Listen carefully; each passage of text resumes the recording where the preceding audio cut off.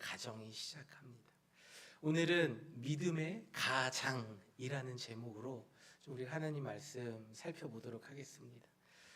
우리가 가장이라고 하면은 한 집안의 생계를 책임지고 있는 사람 또는 가정을 이끌어가는 사람을 떠오르죠. 과거에 가장이라고 하면은 주로 남자 또는 집안의 어른, 나이가 많으신 어른을 생각했죠. 근데 요즘에는 어떻습니까? 가장이 개념이 조금 바뀌어가고 있잖아요. 우리 여성분들이 경제 활동을 하며 가정을 책임지고 있는 그런 분들도 계시고, 또 그런 일들이 많아지면서 이 가장의 개념이 참 모호해지고 있는, 남자에서 이제 옮겨져 가고 있는 그런 시대를 살고 있습니다. 믿음의 가장이라고 하는 것은요, 꼭 남자만을 의미하지 않습니다. 꼭 남자를 의미하는 것이 아니라 남녀 성별에 상관없이 하나님의 말씀대로 가정을 이끌어가는 사람, 믿음의 가장이라 우리가 할 수 있을 것 같습니다.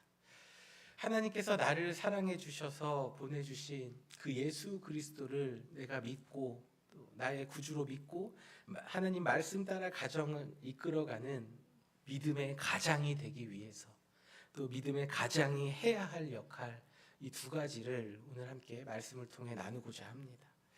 첫 번째로, 믿음의 가장이 되기 위해서는 잘 들어야 합니다. 그리고 잘 들려주어야 합니다. 우리가 먼저 읽은 사도행전 16장 본문의 배경은 사도 바울이 2차 여행, 전도 여행 중에 아시아 쪽으로 복음을 전하러 가고자 하였으나 성령께서 막으셨어요. 그래서 복음이 유럽으로 전해지게 하셨습니다. 그래서 방향을 틀어서 간 곳이 오늘날 이제 마케도니아라고 하는 지역으로 하나님께서 인도하십니다. 바울의 일행이 마케도니아의 첫 성읍, 오늘날에는 이 지역을 필리피라고 부르더라고요. 성경에서는 빌립보라는 지역, 그 지역에 도착합니다. 빌립보 지역이 어디에 있냐면요, 그 사진을 제가 하나 준비했는데 여러분 잘 보이십니까? 그리스도 보이고 튀르키예도 보이고 이제 불가리아도 있잖아요. 저기 표시된 데예요. 그래서 그쪽으로 딱 가고 이제 가는데 보시면 아시겠지만 이 항구 도시예요. 그리고 딱 이제 동서양을 잇는 그 바닥 이제 해안 도로입니다.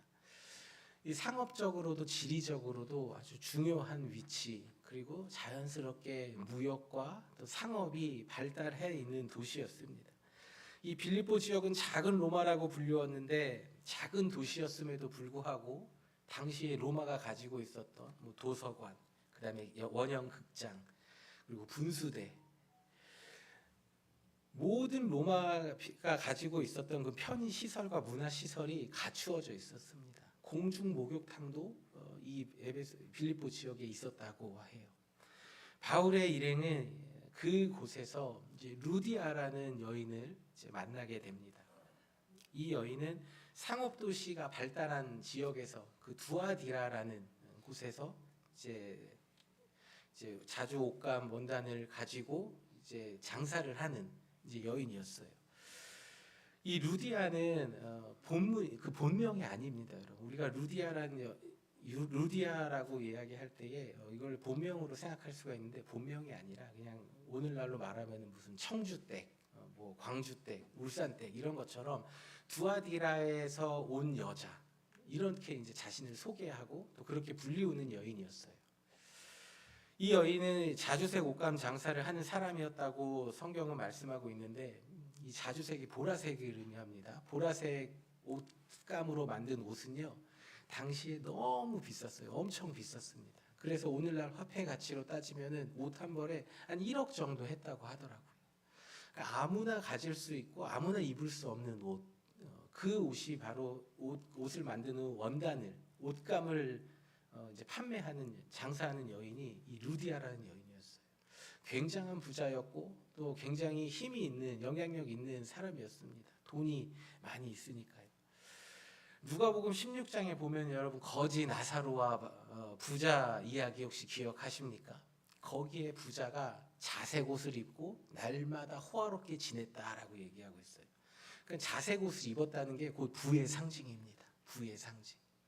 그러니까 얼마나 부자였는지를 이제 성경은 그 자색 옷감에 비유해서 예수님께서 말씀하셨는데, 이 루디아라는 여인은 이 옷감의 원단을 이제 판매하는 여인이었어요.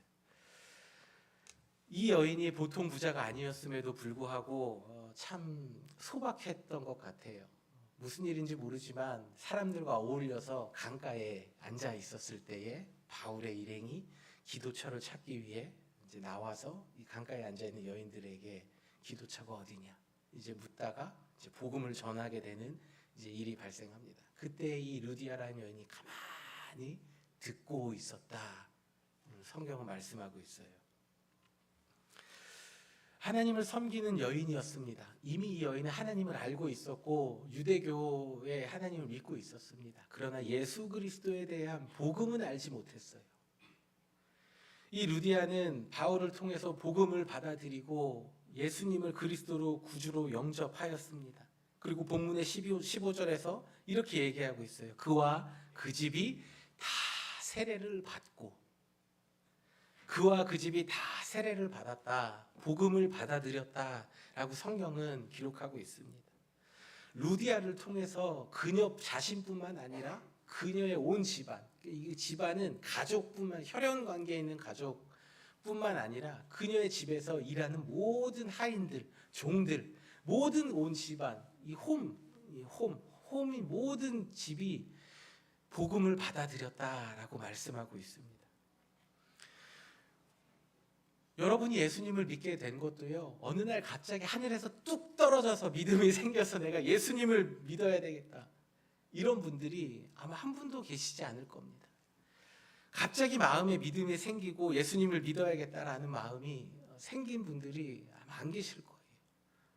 가만히 뒤를 돌아보면 누군가의 손에 이끌려 교회라는 곳에 가게 됐고, 그것이 부모님의 손에 이끌려, 또는 친구의 손에 이끌려, 또는 뭐 학교의 선생님이나 아니면 누군가가 지나가면서 교회 가보자, 이런 이야기들로 인해서 그 이끌려서 우리는 예수님 앞에, 교회 앞에 이제 나아올 수 있는 것이죠.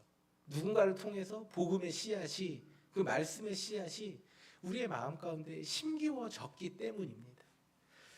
하나님은 누군가를 통해서 항상 역사하십니다. 오늘도 저를 통해서 하나님의 말씀이 여러분에게 전해지고 있는 것처럼 믿음이라는 것은요, 항상 누군가를 통해서 전해집니다.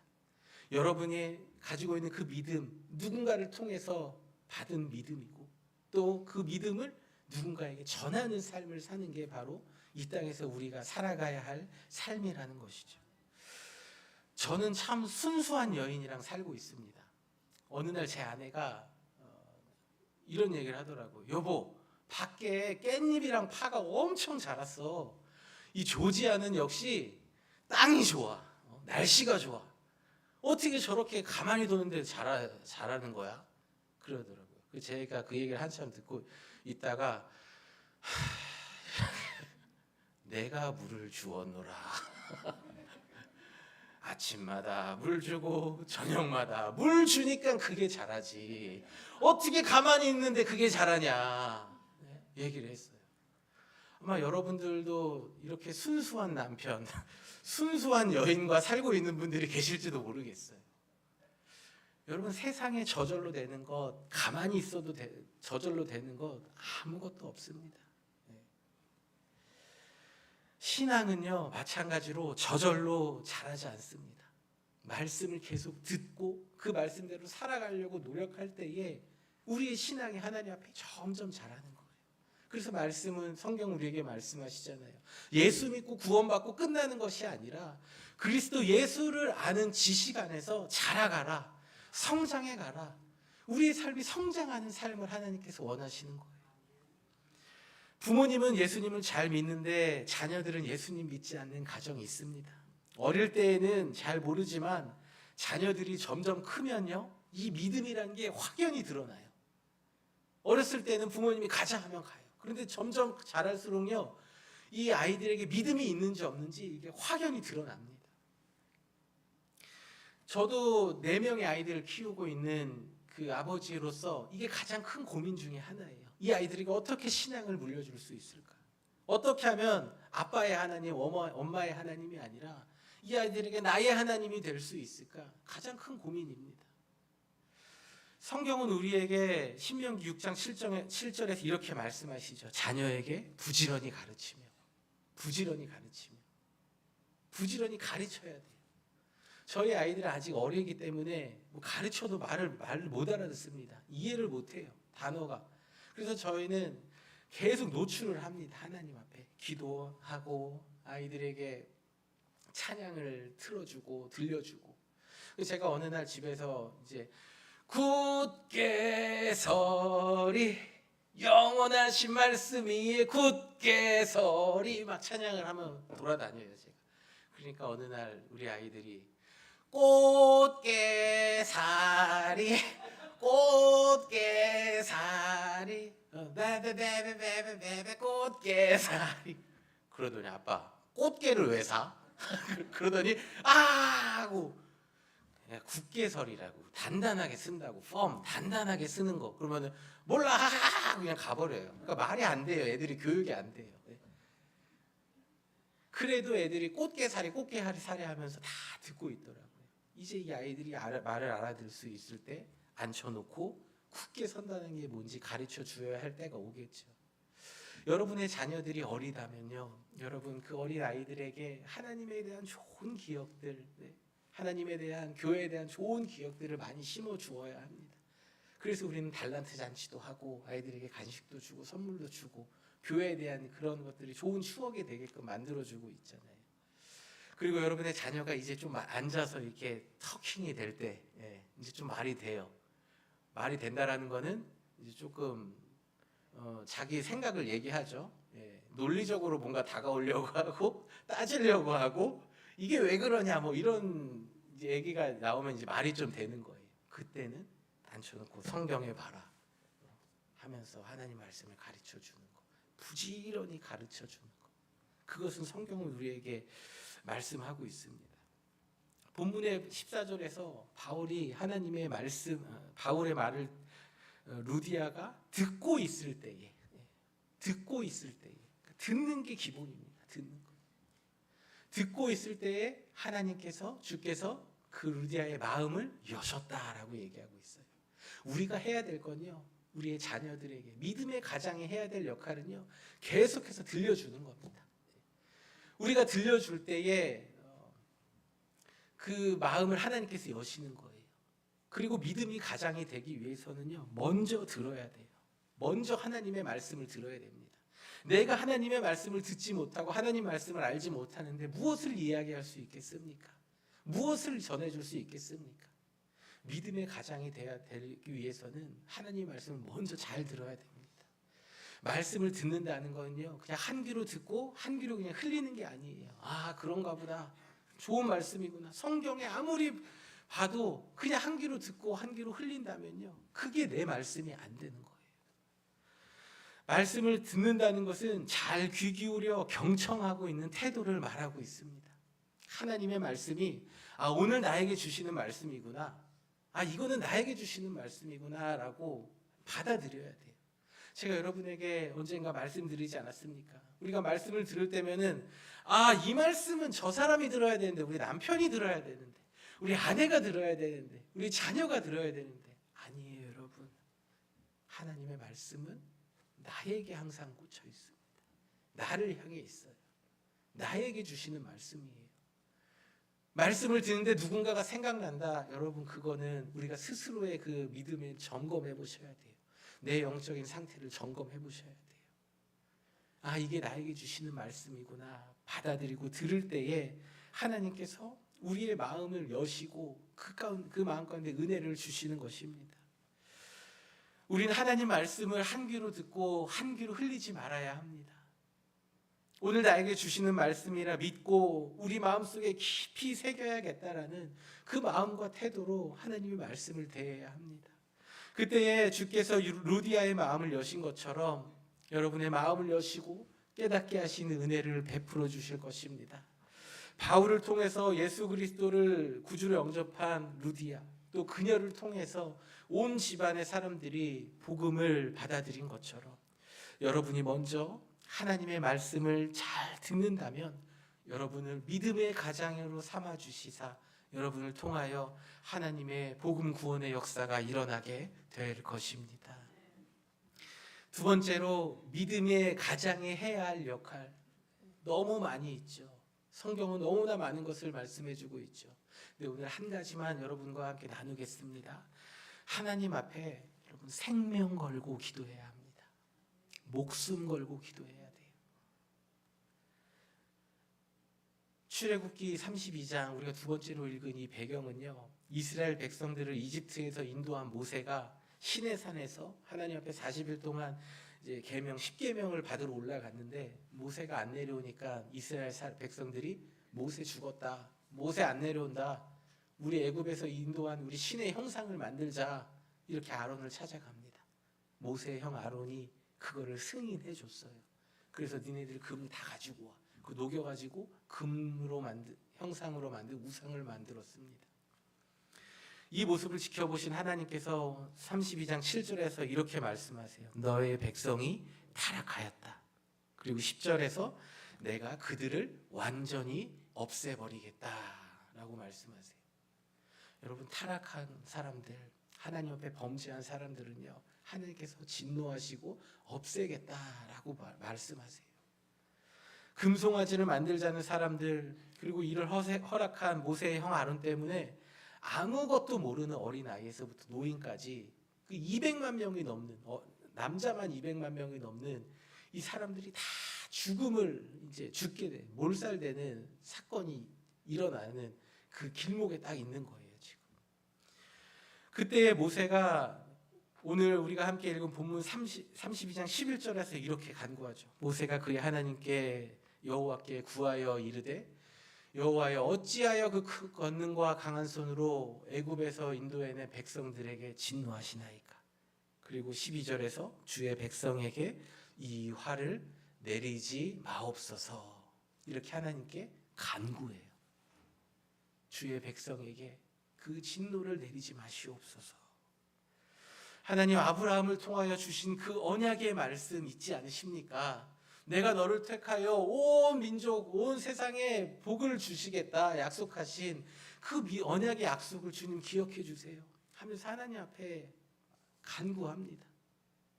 이게 말이 좋아서 간구죠. 하나님 앞에 막아선 거예요. 하나님께서 진노하시려고 하는데 하나님 앞에 모세가 딱 막아선 겁니다. 하나님 그 진노를 멈춰 주십시오. 하나님 살려주십시오. 하나님을 막아선 거예요. 더 나아가 모세는 출애굽기 32장 32절에서 이렇게 말하고 있어요. 그들의 죄를 사하시옵소서. 그리 아니하신다면 주께서 기록하신 책에서 내 이름을 지워버려 주시옵소서. 이게 무슨 말이냐면요, 하나님 그 생명책에서 제 이름을 지워주세요.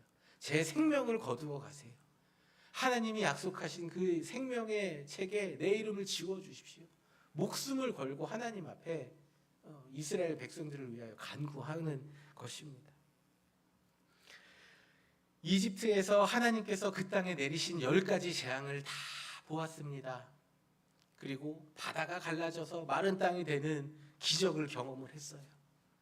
반석에서 물이 나오고 만나와 메추라기로 주시는 그 은혜를 다 경험했습니다. 그러나 한 달 만에 하나님을 불평하고 자신을 원망했던 이스라엘 백성들, 자신에게 컴플레인했었던 그 이스라엘 백성들에 향해서 하나님 앞에 저들을 살려달라고 간구하는 모세. 그가 하나님 앞에 생명을 걸고 진노를 거두어 주시길 간청할 때에 하나님께서는 모세의 간구를 들으시고 그 진노를 거두어 주시는 은혜와 자비를 베풀어 주셨습니다. 이게 믿음의 가장, 믿음의 가장이 해야 될 역할입니다. 우리는 우리의 가정의 배우자가, 자녀가 하나님께서 진노하시는 죄의 모습 가운데 있는 것을 보고 또 그렇게 살아간다면 우리는 그들에게 임할 진노가 하나님께서 은혜와 자비로 바꾸어 주시길, 베풀어 주시길, 바꾸어 주시기를 우리는 하나님 앞에 간구해야 합니다. 그들에게 임할 진노가 하나님 진노가 아니라 하나님의 자비로 한 번만 좀 도와주세요. 살려주세요. 그렇게 막아설 수 있는 생명을 걸고 하나님 저 사람 죽습니다. 하나님 우리 자녀 죽습니다. 죽이지 말아 주십시오. 목숨을 걸고 하나님 앞에 간구하는 사람, 믿음의 가장의 역할입니다. 예수 그리스도를 통하여 주신 그 죄사함의 새 언약을 기억하여 주시옵소서. 저희의 죄를 용서하여 주시고 하나님 우리 가정 가운데에 진노의 잔이 아닌 하나님의 자비의 은혜를 허락하여 달라고 간구하는 그 기도 소리를 하나님은 외면하지 않으십니다. 사랑하는 성도 여러분, 자신의 생명을 걸고 간구함으로 하나님의 진노를 막아선 모세와 같이 여러분의 배우자를 위해, 자녀를 위해 여러분 목숨 걸고 생명을 걸고 기도함으로 하나님의 진노가 아닌 하나님의 자비와 은혜를 가져오는 믿음의 가장이 되어지시길 주님의 이름으로 축복합니다. 말씀의 결론입니다. 오늘 우리는 자주옥감 장사 루디아를 통해서 그리고 또 모세의 모습을 보면서 믿음의 가장이라 하면은 먼저 하나님의 말씀을 잘 듣는 것, 그리고 목숨 걸고 하나님 앞에 간구해야 한다라는 것을 함께 좀 나누었습니다. 2000년 전 예수님께서 부활하고 승천하신 후에 다시 오겠다고 약속하셨고 우리는 언제 예수님이 다시 오실지 모르는 마지막 때를 살아가고 있어요. 우리는 마지막 때를 살아가고 있습니다.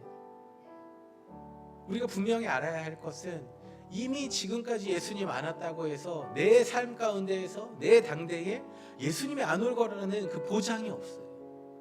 우리의 이 땅에서의 연수가 다하기 전에 주님께서 오실지 아무도 알 수 없습니다. 우리는 그러한 불확실한 마지막 때를 살아가고 있어요. 근데 이 마지막 때에 예수님께서 이렇게 말씀하셨어요. 누가복음 18장에서 내가 다시 올 때에 세상에서 믿음을 보겠느냐. 세상에서 믿음을 보겠느냐. 우리가 살아가는 이 마지막 때가 정말 믿음을 지키기 힘든 시대라는 거예요. 보통 결단과 보통 마음이 아니면은 이 믿음을 잃어버릴 수 있기 쉬운 시대를 살고 있다라는 예수님의 말씀입니다. 세상에서 믿음을 지키고 살아가는 게 얼마나 어려운 일이면 내가 올 때에 믿음을 보겠느냐 말씀하시겠어요. 마지막 때에 많은 환난과 어려움이 있고 어려운 상황들이 우리 삶 가운데 있음으로 인해서 우리가 이 믿음의 길을 가는 게 정말 힘든 시기를 우리는 살아가고 있어요. 그러나 우리 예수님께서 요한복음 16장에서 세상에서 너희가 환난을 당하나 담대하라 내가 세상을 이기었노라. 우리는 내 힘으로는 할 수 없지만 주님, 이미 승리하신 주님 따라가면 우리에게는 이미 승리는 보장되어져 있다라는 거예요. 여러분, 그러니까 이 믿음의 싸움, 힘든 싸움을 내가 믿음의 가장으로 우리 가정을 세우고 든든히 서야겠다라는 그 다짐 가운데에 우리 주님께서 함께하고 계심을 여러분 믿으시길 바랍니다. 구원을 여정을 믿음의 길을 걸어가는 우리의 모습이 오늘 본문에 하나님의 말씀을 경청하여 듣는 루디아와 같이 또 목숨을 걸고 하나님 앞에 간구한 모세와 같이 여러분을 통하여 예수님을 영접하는 역사가 일어나고 또 여러분을 통하여 하나님의 진노가 아닌 자비를 가져오는 믿음의 가장이 되어지시길 주님의 이름으로 축복합니다. 하나님의 은혜로 이 쓸데없는 자 왜 구속하여 주는지 난 알 수 없도다. 우리를 먼저 구속하여 주신 하나님의 은혜와 또 뜻은 우리 다 알 수 없죠.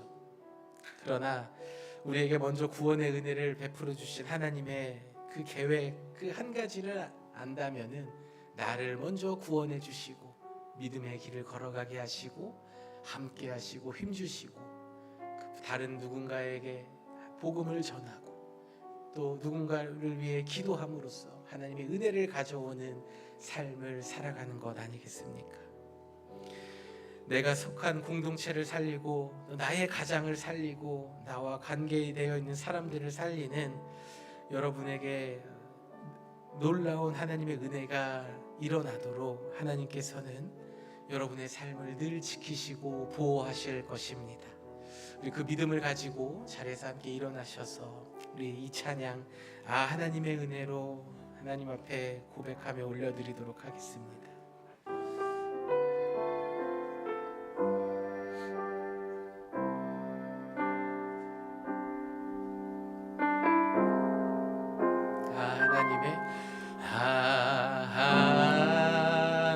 하나님의 은혜로 있을 데 없는 자 왜 구속하여 주는지 난 알 수 없도다.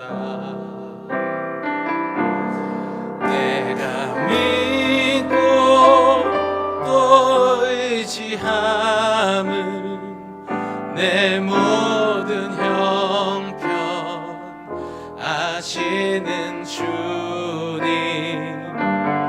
늘 보호해 주실 것을 나는 확실히 아네. 왜 내게 굳세 믿음과 또 복음 주셔서 내 맘이 항상 편안치 난 알 수 없도다. 내가 믿고 또 의지함은 내 모든 형편 아시는 주님 늘 보호해 주실 것을 나는 확실히 아네. 왜 내게 성령 주셔서 내게 성령 주셔 내 맘을 감동해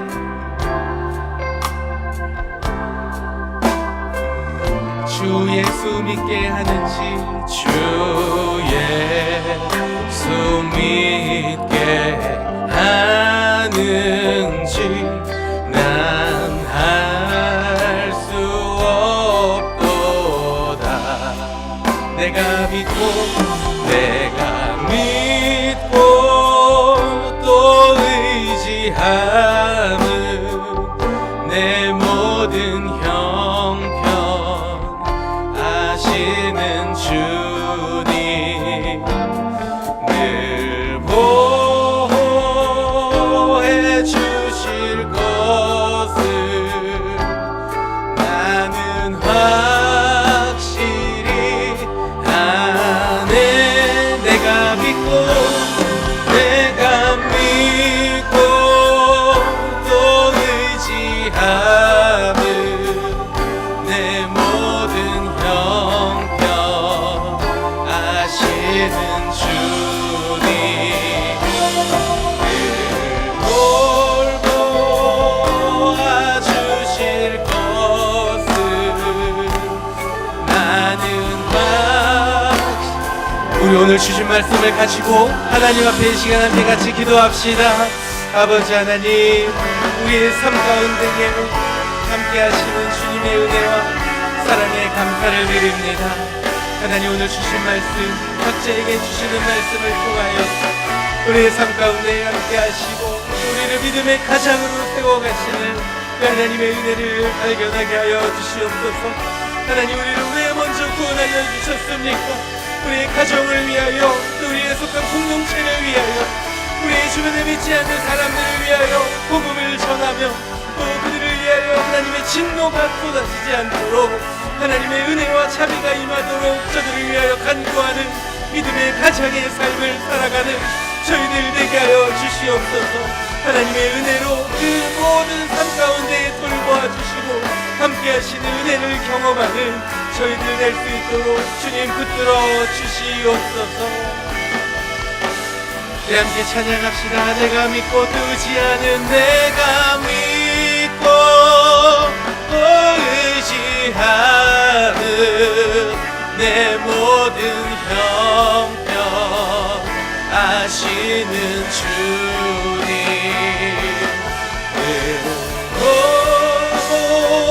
도와주실 것을 나는 확실히. 우리 믿음으로 한 번 더 고백합시다. 내가 믿고 또 의지함은 내 모든 형편 사시는 주님, 늘 보호해 주실 것을 나는 확실히 아네.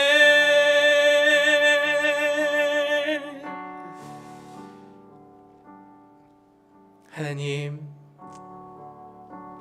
우리를 먼저 구원해 주신 하나님의 은혜와 사랑, 또 우리가 이 땅을 살아가는 그 이유 우리는 다 알 수 없지만 하나님 때마다 어려울 때마다 도와주시고 붙들어 주시는 하나님, 그 하나님의 은혜와 사랑을 기억하며 우리가 이제 믿음의 가장이 되어서 나를 통하여 우리의 가정의 복음이 전해지며 또 내가 속한 공동체의 복음이 전해지며 나의 삶의 모든 지경에 하나님의 복음, 예수 그리스도의 복음이 전하는 삶을 살아가는 믿음의 가장이 되길 원합니다.